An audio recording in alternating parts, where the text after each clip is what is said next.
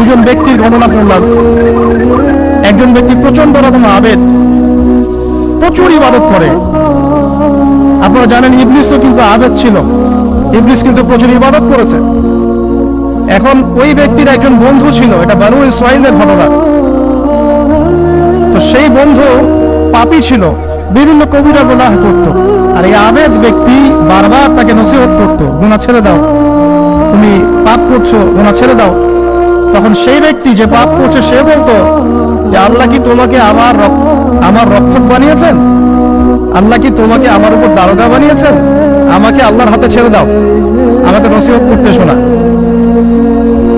একদিন এই আবেদ ব্যক্তি তার বন্ধুকে একটা জঘন্য পাপ করতে দেখলো, এমন একটা পাপ যেটা দেখে তার মনে ধারণা আসলো এটা চরম জঘন্য একটা কাজ।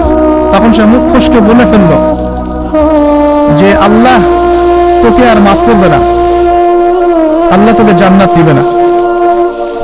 আল্লাহ রাব্বুল আলামিন মালাকুল মউতকে এই দুজনের কাছে পাঠালেন, দুজনের রূহকে কবজ করা হলো।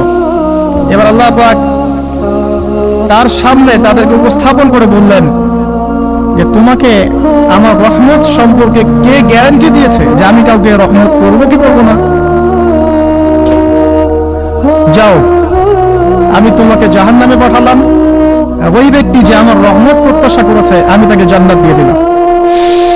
দেখুন, এই হাদিসটা শুনলে মনে হয় বাহ্যিক হয়তো বা মুখের একটা কথার কারণেই সে জাহান্নামে চলে গেল। আসলে বিষয়টা এমন, বিষয়টা আমি আপনাকে বোঝাচ্ছি। বিষয়টা হচ্ছে ইবলিসের মতো। ইবলিস কিন্তু শুধু মন থেকেই বলেনি যে খলাকতানি মিন নার ওয়া খলাকতাহু মিন তিন, আমি কেন তাকে সাজদা করব আদমকে? আদম তো মাটির তৈরি আর আমি তো আগুনের তৈরি।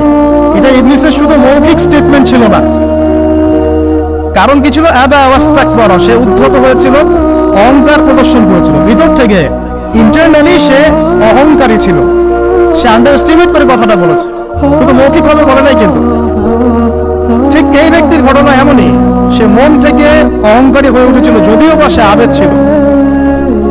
এখানে আমরা যারা প্র্যাকটিসিং মুসলিম হওয়ার চেষ্টা করছি, আমাদের জন্য এখানে নিদর্শন আছে। অযথ নামাজ পড়েই ভেবে বসবেন না যে অনেক কিছু করে ফেলছে, এক চিল্লা দিয়ে মনে করে ফেলবেন না যে দিনের জন্য অনেক কিছু করে ফেলছে। একটা হজ করেছেন, উমরা করেছেন, সিয়াম রেখেছেন, দিনের জন্য দান সদকা করেছেন, একটা মাদ্রাসা মসজিদ করেছেন, ভেবে বসবেন না আপনি সব অনেক কিছু করে ফেলেছেন এবং অন্যরা সব কক্রোচ তেলাপোকা, ওরা জাহান্নামে যাবে এমনটা মনে করবেন। জানি না আমরা যে কার আমলের কতটুকু আল্লাহর কাছে কবুল হচ্ছে। এখানে এই ব্যক্তির সমস্যা ছিল এই, সে নিজের আমলটাকে অনেক ভারী মনে করছিল এবং সে স্টেটমেন্ট দিয়ে ফেললো যে তোকে আল্লাহ পাক মাফ করবে। এই একটা কথা মন থেকে বলার কারণে তার ইহকাল পরকাল দুটা বরবাদ হয়ে গেল, সে জাহান্নামে চলে গেল। ঠিক আরেক ব্যক্তির ঘটনা আছে এমন, এগুলো সবগুলো রেফারেন্স আছে। এক ব্যক্তি প্রচুর ইবাদত করত, আল্লাহ পাক তার ইবাদত করার জন্য পাহাড়ের চূড়ায় একটা সুন্দর ব্যবস্থা করে দিয়েছিলেন। সেখানে ডালিম গাছ হতো, ঝর্ণা আসতো, খাবারের কোনো অভাব নাই। হাদিস এসেছে 500 বছর সে ইবাদত করেছে। কত বছর? কিয়ামতের মাঠে এই ব্যক্তির অবস্থা এমন হবে, তাকে জান্নাতে প্রবেশ করানোর জন্য নিয়ে যেতে বলা হবে যাও আমার রহমতে জান্নাতে চলে যাও। আল্লাহ পাক তাকে এই কথাটা বলবেন, কিন্তু এই ব্যক্তি বলবে আমার আমলের কারণে, আমার আমলের কারণে। আল্লাহ পাক বলবেন আমার রহমতে জান্নাতে চলে যাও, ব্যক্তি বলবে আমার আমলের কারণে। আল্লাহ রাব্বুল আলামিন তখন তাকে দেওয়া সমস্ত নিয়ামত গুলোকে এক পাল্লায় করবেন আর তার সমস্ত আমলকে আরেক পাল্লায় করবেন। তারপর দেখা যাবে আল্লাহর সমস্ত নিয়ামত তার একটা চোখের সমান হয় নাই। কথা কি বুঝতে পারছেন? একটা চোখের যে নিয়ামত আল্লাহ পাকের, সমস্ত আমল ও 500 বছরের ইবাদত এতটুকু হয়নি। তারপর তাকে বলা হবে ওকে জাহান্নামে নিয়ে যাও। এবার জাহান্নামে যাওয়ার সময় সে বলবে আল্লাহ তোমার রহমতে আমাকে মাফ করবে। তখন আল্লাহ পাক তাকে আবার ডেকে নিয়ে আসবে, বলবেন যে তোমাকে যে আমি ইবাদত করার জায়গা করে দিয়েছিলাম, এটাকে তুমি নিজে করেছো না আমি করেছি? সে বলবে আপনি করেছেন। তোমাকে যে আমি সৃষ্টি করেছিলাম তখন কি তুমি কোনো আমল করেছিলে? বলবে না। তাহলে তোমাকে যে সৃষ্টি করেছি আমি, এটা কি তোমার আমলের কারণে? না, তোমাকে সারা দুনিয়াতে এত নিয়ামত দিয়েছি, এটা কি তোমার আমলের কারণে? সে বলবে না। তখন তাকে জান্নাতে প্রবেশ করানো হবে। কিয়ামতের মাঠে এমন অনেক ঘটনা ঘটবে যেটা আমাদের চিন্তার বাইরে। আরেকজন ব্যক্তিকে ডেকে আনা হবে, যে ব্যক্তি একটা দুটা নয় বরং 100টা খুন করেছে।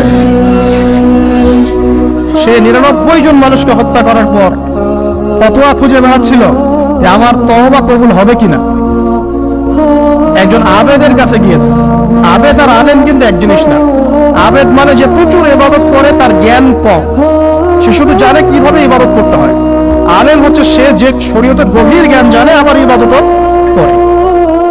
আবার যারা জ্ঞান আছে আমল নাই, সেও কিন্তু প্রকৃত আলেম না। প্রচুর জ্ঞান আছে কিন্তু জ্ঞান অনুযায়ী আমল করে না, সেও কিন্তু প্রকৃত আলেম নন। এবার আসেন, এই আবেদের কাছে গিয়ে সে বলছে আমার কি ক্ষমা হবে? আমি 99টা খুন করেছি।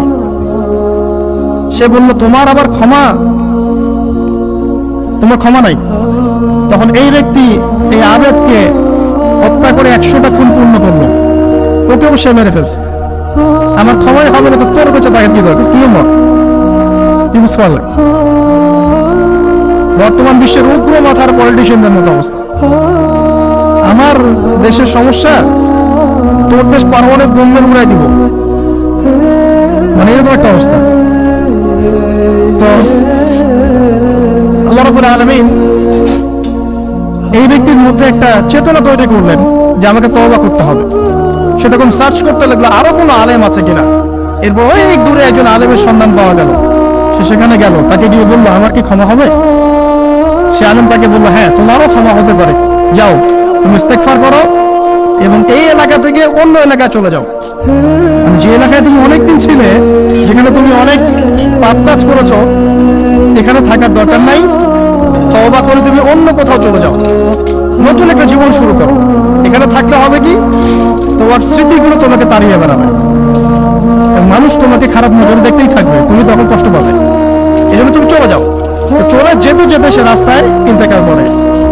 এবার তার রূহ নিবে কে? এই জন্য দুদল ফেরেশতা আসছেন, জান্নাতি এবং জাহান্নামী। তাদের মধ্যে বাক বিতর্ডা হচ্ছে কে রূহ নিয়ে যাবে। জাহান্নামের ফেরেশতারা বলছেন সে এতগুলো খুন করেছে, তার রূহটা আমরা নিব। আর জান্নাতি ফেরেশতারা বলছেন না, সে তওবা করতে এসেছিল, অতএব সে আল্লাহর অভিমুখী হয়েছে, তার রূহটা আমরা নিব। আল্লাহ পাক এখানে একটা কৌশল করলেন। আল্লাহ পাক ফেরেশতাদেরকে বললেন তোমরা রাস্তাটাকে পরিমাপ করে দেখো, যেদিকে যাচ্ছিল তার পরিমাপ বেশি নাকি যেখান থেকে এসেছে ওর পরিমাণ বেশি। আল্লাহ পাক জমিনকে আদেশ করলেন হে জমিন তুমি প্রশস্ত হয়ে যাও। এবার পরিমাপ করে দেখা গেল সে তওবার দিকে আসছিল, এর পরিমাণটা বেশি। একটা কাজের ওসিলা আল্লাহ পাক তাকে মাফ করে দেবেন। মনে রাখবেন এটা মৌখিক বিষয় ছিল না, সে মন থেকে ভিতর থেকে কিন্তু সে আল্লাহর প্রতি অনুগত হয়েছিল। এই মনের বিষয়টা আল্লাহ ছাড়া কেউ জানে না। আপনি দেখতে পারেন সমাজে অনেকে দাড়ি টুপি পাগড়ি জুব্বা সব লাগিয়ে ঘুরছে, বিশ্বাস করেন তাদের মনটা এমনও হতে পারে যে জানোয়ারের চেয়েও কুৎসিত, এমনও হতে পারে। আবার আপনি দেখবেন সমাজে এমন অনেক মানুষ ঘুরছে যারা হয়তো অনেক পাপে লিপ্ত মনে হচ্ছে, কিন্তু মনের মধ্যে সততা আছে। আর যার মনের মধ্যে সততা আছে, আল্লাহ পাক কোনো না কোনো দিন ইনশাআল্লাহ তাকে হেদায়েত দিবেন। এটা আমরা আমাদের অভিজ্ঞতা থেকেও দেখেছি। এমন অনেক মানুষকে আমরা দেখেছি যে ড্রাগ অ্যাডিক্টেড ছিল, মিউজিক করেছে, হারাম সম্পর্কের মধ্যে ছিল, নামাজ ঠিক মতো পড়ে নাই, কিন্তু যখনই আল্লাহর কথা আলোচনা হতো দেখতাম সে খুবই শান্তভাবে মন থেকে কথা শুনছে। এই কথা শুনতে শুনতে শুনতে একদিন মাশাআল্লাহ এখন দেখবেন যে চিল্লা দিয়ে বেড়াচ্ছে বিভিন্ন মসজিদে। আল্লাহ হেদায়েত দিয়েছে, সব ছেড়ে দিয়েছে। এরকম মানুষের অভাব নাই কিন্তু সমাজে। তো এখানে আল্লাহ পাকের রহমত বা দয়ার একটা উজ্জ্বল দৃষ্টান্ত দেখতে পারবেন। ঠিক এরকম আরো একটা ঘটনা আছে বনু ইসরাইলের। এক ব্যক্তি এত পাপ করেছে যে শেষে মৃত্যুর সময় সে সন্তানদেরকে ডাকছে, ডেকে বলছে যে আমি যখন মারা যাব আমার লাশটাকে তোমরা কবর দিও না, যদি আল্লাহ পাক আমাকে ধরতে পারেন তাহলে খবর আছে আমার। কি করতে হবে? সে বলছে যে আমার দেহটাকে তোমরা পুড়িয়ে ফেলবে এবং পুড়িয়ে ফেলার পরে ছাইগুলোকে একত্রিত করবা, পুরো অর্ধেক ছাই সমুদ্রে ভাসিয়ে দিবা, অর্ধেক ছাই বাতাসে উড়িয়ে দিল। সন্তানরা তাই করলো। মৃত্যুর পর আল্লাহ পাক এই সমুদ্র এবং জমিনকে বাতাসকে আদেশ করলেন যে তোমরা ছাই জড়ো করে দাও। আর মানুষ আর জিন আল্লাহর কথা না শুনলেও এই প্রকৃতি আল্লাহ পাকের কথা শোনে।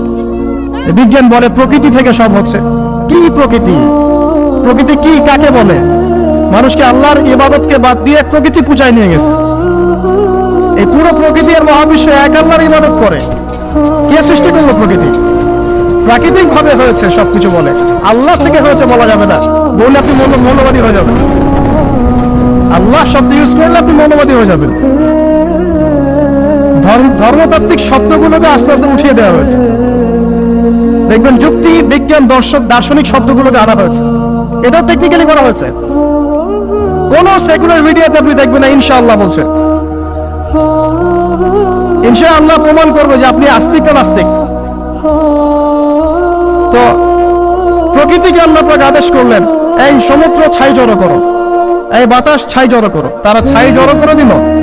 এই ব্যক্তিকে বলা হচ্ছে তুমি জীবিত করে আল্লাহ পাক বলছেন তুমি যে এই কাজটা করেছিলে, লিমা ফাআলতা হাযা, তুমি এই কাজটা কেন করেছো? তখন এই ব্যক্তি উত্তর দিচ্ছে, মিন খাশিয়াতিকা ইয়া রাব্বি ওয়া আনতা আ'লাম। হে আল্লাহ, আমি আমার বুঝে যা এসেছে আপনার ভয়েই আমি এই কাজটা করেছি। আর আপনি খুব ভালো করেই জানেন যে আমি আপনার ভয়ে করেছি নাকি অন্য কোনো কারণে করেছি। মানে আপনি আমার মনের কথা জানেন। আল্লাহ পাক তাকে মাফ করে দিলেন। আপনাদেরকে আমি সেই ব্যভিচারী মহিলার কথা মনে করাই, যে ছিল একজন প্রস্টিটিউট মহিলা, পতিতা, যেটা আমরা বলি সমাজের ভাষায়। যদি এখন নতুন শব্দ এসেছে সেক্স ওয়ার্কার বা যৌনকর্মী, এবং এগুলোকে আমরা এখন প্রমোট করছি। আমরা এখন অশ্লীলতাকে প্রমোট করছি। এই কথা বলতে আমাদের বুক কাঁপা উচিত নয় যে আমরা এখন অশ্লীলতাকে প্রমোট করছি। আমরা এখন কাপড় খোলার সংস্কৃতি থেকে যাচ্ছি। যে কাপড় খুলে দিয়েছিল ইবলিস। ইবলিস আমাদের বাবা মার কাপড় জান্নাতে খুলে দিয়েছিল। এটা কি জানেন? ফল খাওয়ার পরে এই ফল খেতে কে প্রলুব্ধ করেছে? ইবলিস। গাছের কাছে গিয়ে ফল ভক্ষণ করার পর সর্বপ্রথম আমাদের পিতামাতার গা থেকে কাপড় খুলে পড়ে গেছে। আমাদের পিতামাতাকে মহাবিশ্বে নগ্ন করে দিয়েছে ইবলিস। আর তার অনুসারীরা এই জমিনে আদম সন্তানদেরকে নগ্ন করছে এখন। অতএব এই যে একটা ট্রেন্ড এখন চলছে, দেখবেন হারাম রিলেশনশিপকে মিডিয়ার মধ্য দিয়ে প্রমোট করা হচ্ছে, মনে হয় একটা স্বাভাবিক বিষয়। কোনো বিষয় না এটা, যে কেউ জেনাই করতে পারে। জেনা পর্ন খুব নরমাল। হালাল ভাবে যদি আপনি বিয়ে শাদী করতে যান তখন সমস্যা হচ্ছে। হালাল ভাবে যদি আপনি বিয়ে করতে যান তখন সমস্যা হচ্ছে। হারাম ভাবে আপনি যা ইচ্ছা তাই করতে পারেন, সমাজে কেউ কিছু বলছে না। এখন বলছে এগুলো স্বাধীনতা। সুবহানাল্লাহ, কোন স্বাধীনতা? স্বাধীনতা বলে কোনো শব্দ নাই মহাবিশ্বে। এই পুরো বিশ্বের সমস্ত মানুষ আল্লাহর অধীনে পরাধীন। এই বিশ্বে যত মানুষ বসবাস করছে এখন, এটা কেউই স্বাধীন নয়। না কেউ স্বাধীন ছিল, না আছে, না থাকবে। সবাই আল্লাহ পাকের দাসত্বের অধীনে পরাধীন। স্বাধীন সেই এই পৃথিবীতে যে ব্যক্তি শয়তানের তাবেদারি করে, নফসের তাবেদারি করে, ও তো স্বাধীন, যা ইচ্ছা তাই করতে পারে। এই যে অশ্লীলতার প্রমোটিংটা চলছে, এটাকে পারিবারিক ভাবে বন্ধ করতে হবে। আল্লাহ পাক আমাদেরকে বোঝার তৌফিক দান করুন। এগুলো যত বাড়বে সমাজে মহামারী আসবে, দেখে নিয়ে মহামারী আসবে, দুর্ভিক্ষ আসবে, সমাজে এমন সব রোগ ব্যাধির জন্ম হবে যেগুলো নামও শোনে নাই মানুষ কখনো, এবং সামনে ভূমিধস অপেক্ষা করছে। এগুলো আসবে। যাই হোক, ওই মহিলা, যে ব্যক্তি একজন যৌনকর্মী ছিল, বা যেটা আমরা বলি ব্যভিচারিণী মহিলা ছিল, একটা কুকুরকে দেখেছে সে পানি পান করার জন্য তৃষ্ণার্ত। সে এটাতে মায়া করে, দয়া করে তার মোজাটাকে নামিয়ে এই কূপ থেকে পানি উঠিয়ে কুকুরকে পান করিয়েছে।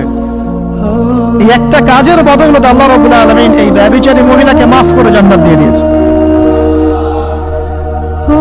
হাদিসে এটাও এসেছে, নবী সাল্লাল্লাহু আলাইহি ওয়াসাল্লাম বলেছেন, ইরহামু মান ফিল আরদ, তোমরা সবাই জমিনবাসীর প্রতি রহম করো। জমিনে মুসলিমই থাকতে হবে, তাদের প্রতি রহম করতে হবে এমন নয়। জমিনবাসী যারাই আছে সবার প্রতি রহম করো, জাতি, ধর্ম, বর্ণ নির্বিশেষে। এমনকি পশু পাখির প্রতিও দয়া করো। ইরহামু মান ফিল আরদ, জমিনে যারা আছে সবার প্রতি রহম করো। ইয়ারহামুকুম মান ফিস সামা, যিনি আসমানে আছেন তিনি তোমাদের প্রতি রহম করবেন ইনশাআল্লাহ। ইসলাম এই কথাগুলো বলেছে 1400 বছর আগে। আজকের এই বিশ্বে, সো-কল্ড এই মডার্ন বিশ্বে, যেখানে মানুষের রক্তের কোনো দাম নাই, সেখানে ইসলাম পশু পাখির অধিকার নিয়ে কথা বলেছে 1400 বছর আগে। কাদেরকে কি শেখাতে আসেন? কোরআন এবং সুন্নাহর বাইরে অভ্রান্ত সত্যের কোনো উৎস আছে? এখানে যা আছে তাই চূড়ান্ত। মানতে চাইলে মানেন, না মানতে চাইলে জাহান্নামে যান, কেউ তো বাধ্য করছে না। লাকুম দীনুকুম ওয়ালিয়া দীন। আল্লাহ পাকের রহমত দেখেন। আরেকটা ঘটনা আছে এমন, একটা বিড়ালকে বেঁধে রেখেছিল এক মহিলা, খাবার দেয় নাই, কষ্ট দিয়েছে। একটা বিড়ালকে খাবার না দিয়ে কষ্ট দেওয়ার কারণে এই মহিলাকে আল্লাহ পাক জাহান্নামে পাঠিয়েছে। এরকম কত ঘটনা আছে। এই ঘটনাগুলো হাদিসের পাতায় বর্ণিত আছে। কোরআনে কি বলছে দেখুন। কোরআনের আমি কয়েকটা পয়েন্ট আপনাদেরকে খালি বলছি, এটা নিয়ে আমি সকালে ভাবছিলাম। আল্লাহ পাক আদম আলাইহিস সালামকে সৃষ্টি করেছেন আমরা সবাই জানি। আল্লাহ পাক সূরা সাদের মধ্যে বলছেন ইবলিসকে, হে ইবলিস, তোমাকে কিসে বারণ করলো আদমকে সিজদা করতে, যে আদমকে আমি নিজের হাত দিয়ে সৃষ্টি করেছি। আল্লাহ রাব্বুল আলামিন যে আমাদেরকে এত যত্ন করে ভালোবেসে সৃষ্টি করেছেন, এটা কি আল্লাহ পাকের দয়ার নিদর্শন নয়? মহাবিশ্বের অন্য কোন মাখলুক সৃষ্টির ব্যাপারে আল্লাহ পাক বলেন নাই খালাকতু বিয়াদাই, আমি নিজ হাতে তাকে সৃষ্টি করেছি। শুধু সৃষ্টি নয়, সৃষ্টি করার পর আল্লাহ পাক তাকে সমস্ত নাম শিক্ষা দিয়েছেন। এই যে জ্ঞান শিক্ষা দেওয়া, জ্ঞান, এটা আল্লাহ পাকের সবচেয়ে বড় নিদর্শনগুলোর মধ্যে অন্যতম।